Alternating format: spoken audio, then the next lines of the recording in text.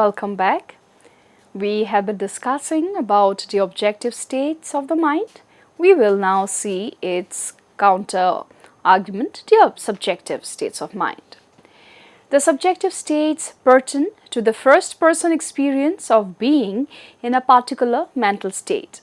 These states are private, known only to the experiencer. The concept of phenomenal consciousness is central to subjective states as it refers to what it feels like aspect of experience. Example, the subjective experience of pain or seeing red.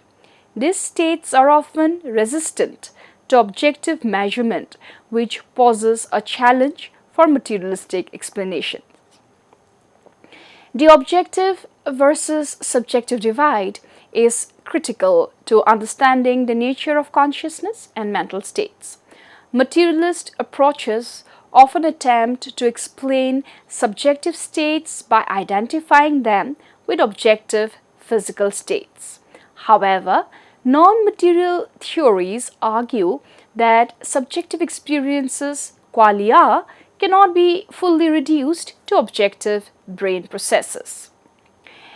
So, in this background, where phenomenal consciousness, as we have just about mentioned, is the subjective, it refers to the first person experiences, while intentional states, the objective, refer to mental states that are directed at something in the external world. Philosophical debates often revolve around whether subjective phenomenal experiences can ever be explained by objective physical processes, leading to an enduring discussions like the hard problem of consciousness, how and why physical processes give rise to conscious experience. The tension between objective and subjective states highlights the central philosophical challenge of whether and how consciousness, particularly in its phenomenal aspect, can be fully captured by materialistic theories of mind, or if a non-materialistic approaches are required to account for the richness of mental life. Now, if we check the strengths, weakness, opportunities and threats of the materialistic account and the non-materialistic account, we see the following. Of the non-materialistic accounts, the mind offers a structured way to evaluate these theories and their position in philosophy of mind. Below is an exploration of this analysis along with examples of prominent thinkers who founded or advanced these views. Functionalism. Functionalism is not tied to physical substance. Functionalism is not committed to any specific physical substrate. A mental state could, in theory, be realized by non-neural systems such as computer circuits as long as the functional relationships are preserved. Now, if we further see, we would be addressing consciousness and qualia under the non-materialistic theories. They often account for subjective experiences or qualia better than materialistic theories. They provide a framework to explain the richness of conscious experience that seems irreducible to physical processes. The hard problem of consciousness, introduced by David Chalmers, is a key strength of non-materialistic approaches. This problem questions how and why subjective experience arise from brain activity, something that purely material explanations struggle with.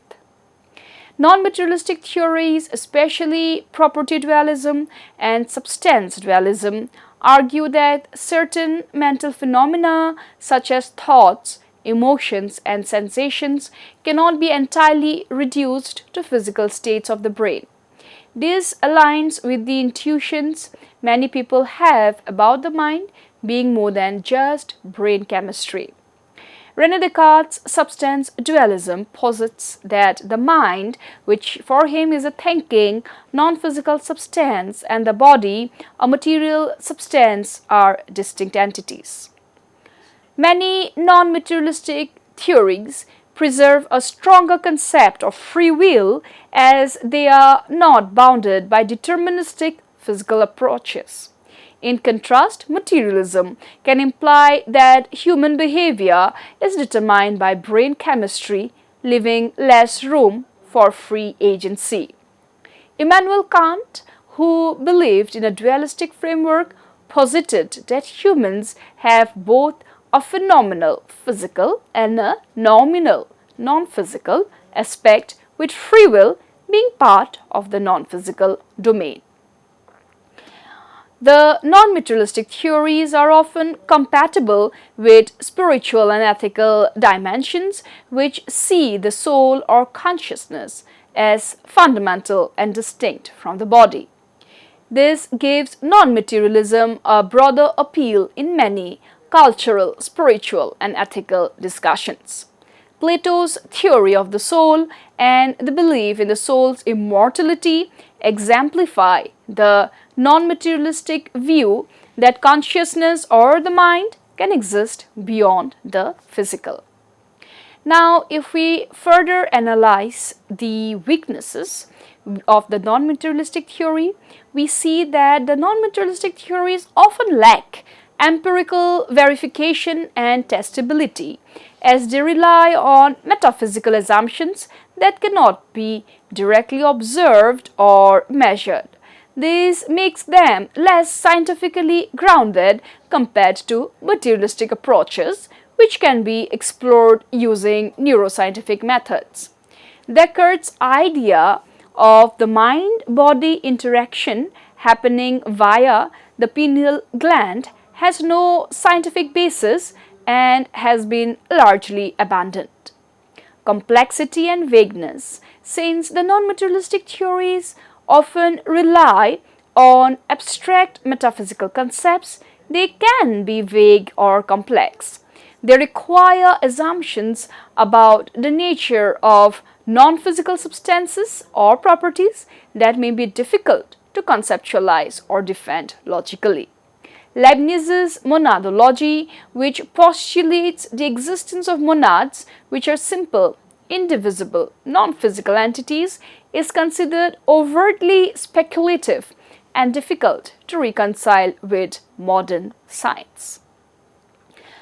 The mind-body interaction problem. A major challenge for dualism, particularly substance dualism, is explaining how the non-material mind interacts with the material body. If the mind is non-physical, how can it cause physical changes in the brain or body? Example, decision-making leading to physical actions. Descartes struggled with these problems and proposed that the interaction occurs in the pineal gland, but this explanation was not convincing or scientifically plausible. Rejection of material progress. Non-materialistic theories may resist integration with advances in neuroscience and psychology, which have shown substantial correlations between brain activity and mental states. This can make them appear outdated or in tension with modern scientific discoveries. Idealism, especially as developed by Berkeley, rejects the material world as ultimately real, which contrasts sharply with contemporary physics and neurosciences. Now, if we talk about the opportunities, we would see that there has been an integration with modern quantum theories. Some contemporary non-materialistic thinkers have attempted to align these ideas with quantum mechanics and other advanced fields in physics. Quantum theories, which involve non-deterministic and non-local phenomena, may provide fertile ground for non-material explanations of consciousness. Theories like orchestrated objective reduction, or called as OR by Penrose and Stuart Hameroff, suggest consciousness arise from quantum processes in brain microtubules, merging physics with non-material concepts of consciousness. Growing popularity of panpsychism is yet the other opportunity. Panpsychism, the belief that consciousness is a fundamental aspect of all matter, has been gaining traction as an alternative to materialism. It bridges the gap between traditional dualism and physicalism by suggesting that even the simplest particles possesses some form of consciousness. Modern philosophers like Philip Goff and Galen Strawson are reviving panpsychism, providing a potential opportunity for non-materialistic perspectives to gain influence. Ethical and existential appeal. As people increasingly explore the philosophical implications of consciousness in artificial intelligence, biotechnology, and environmental ethics, non-materialistic views on mind may offer attractive frameworks for understanding human dignity, moral responsibility, and the sanctity of life. Non-materialistic concepts are influential in bioethics debates where discussions on personhood, identity, and consciousness play a central role. Now let's talk about the threats. Advances in neuroscience. Neuroscientific discoveries continue to demonstrate that mental states correlate closely with brain activity. As neuroscience progresses, it may become increasingly difficult to justify non-materialistic theories of mind, especially if mental states can be mapped to brain states with high precision.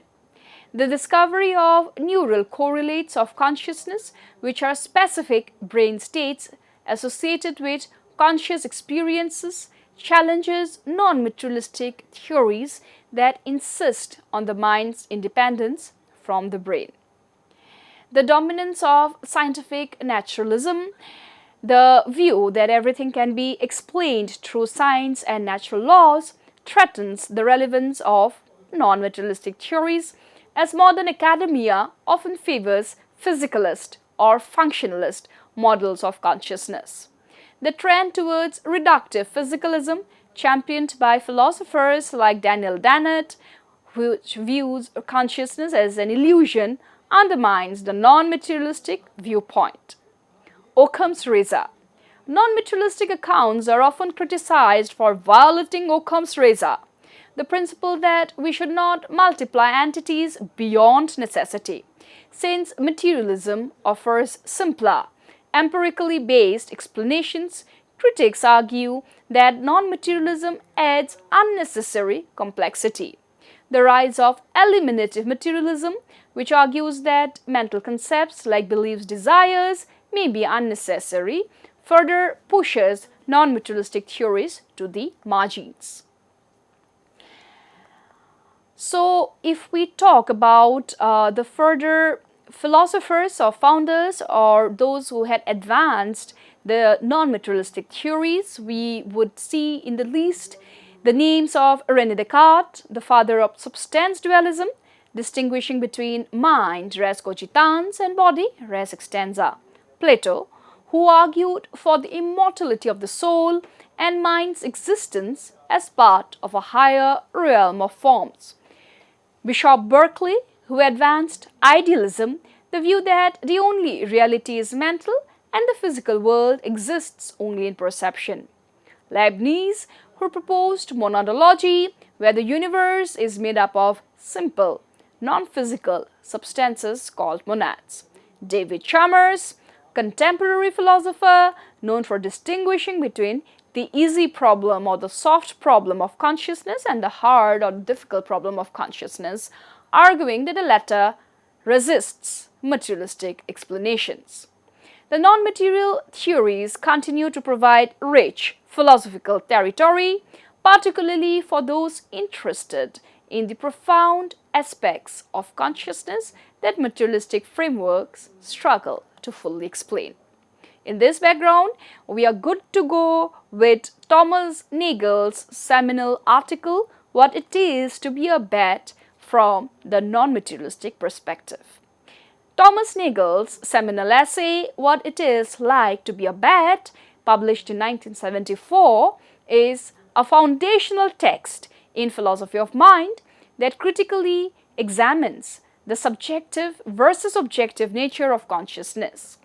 Nagel uses the example of a bat to illustrate the inherent limitations of materialist and objective accounts in fully explaining subjective experience, particularly qualia, the internal qualitative aspects of experience. Nagel's central argument was that he argues that consciousness has an essentially subjective character which cannot be captured by purely objective or materialistic accounts of the mind. His essay challenges the idea that we can fully understand consciousness by reducing it to physical processes like neural activity or brain states. He emphasizes the distinction between subjective experience, what it is like to be a conscious being, and objective scientific understanding, which explains the world in a third-person terms. What it is like to be a bat. Nagel chooses the example of a bat because bats perceive the world very differently from human beings. Bats navigate using echolocation, a form of perception vastly different from human sensory modalities. Even if we understood all the neurobiological processes involved in echolocation and could describe a bat's brain states in detail, we would still not know what it is like to be a bat. That is, how a bat subjectively experiences the world through echolocation. For Nagel, understanding the physical mechanisms of echolocation, which could be neurons firing, sound waves, brain processes, does not bridge the gap to knowing what it feels like for the bat to use echolocation. This subjective experience is irreducible to objective scientific descriptions. Thus, no amount of third-person knowledge or objective facts about bats and their physiology can give us first-person knowledge, subjective experience of what it is like to actually be a bat. Nagel's essay highlights the tension between the subjective and objective aspects of consciousness, arguing that this divide is a fundamental problem for materialistic theories of mind. This is the scientific view of the world, where phenomena are described in terms of measurable, observable, and external facts. The objective approach or the third-person perspective, as we understand, for example, neuroscientists can objectively study how echolocation works by examining a bat's brain activity. Materialistic theories of mind, such as identity theory or functionalism, claim that mental states can be fully explained in terms of brain processes, thus attempting to capture consciousness using objective third-person accounts. However, the objective perspective leaves out the inner experience or the qualitative, what it is like aspect of consciousness. The subjective or the first-person experience, which refers to personal, conscious experience, the qualia that characterize what it feels like to be a particular individual or organism. In the bat's case, the experience of echolocation is a subjective phenomenon. According to Nagel, subjective experiences are inherently private and cannot be fully communicated or understood from an objective, third-person perspective. Each conscious being has access only to their own mental states. Qualia, the subjective qualities of experience, like the redness of red or the taste of a chocolate, are resistant to explanation in objective terms, which creates a challenge for any theory that aims to reduce mental states to brain states. The tension between subjective and objective perspectives arise because one, science's limitations. While science aims to be objective and third person, subjective experiences are first person and cannot be fully described using objective facts. Understanding how a bat's brain works does not tell us how it feels to use echolocation. 2. Irreducibility of qualia. Nagel argues that subjective consciousness or qualia is irreducible to objective physical descriptions. This implies that no matter how much we advance in neuroscience, we cannot eliminate the gap between objective facts and subjective experience. Philosophical challenge to materialism. Materialism, which claims that everything can be reduced to physical processes, fails to account for the subjective, qualitative nature of experience. Nagel's bat example shows that even with complete objective knowledge, the subjective perspective remains elusive. This is what materialistic theories struggle with. They might explain how the brain works, but not what it feels like to have certain experiences. The hard problem of consciousness. Nagel's essay is a precursor to what later philosophers like David Chalmers would call the hard problem of consciousness: how and why physical processes in the brain give rise to subjective experiences.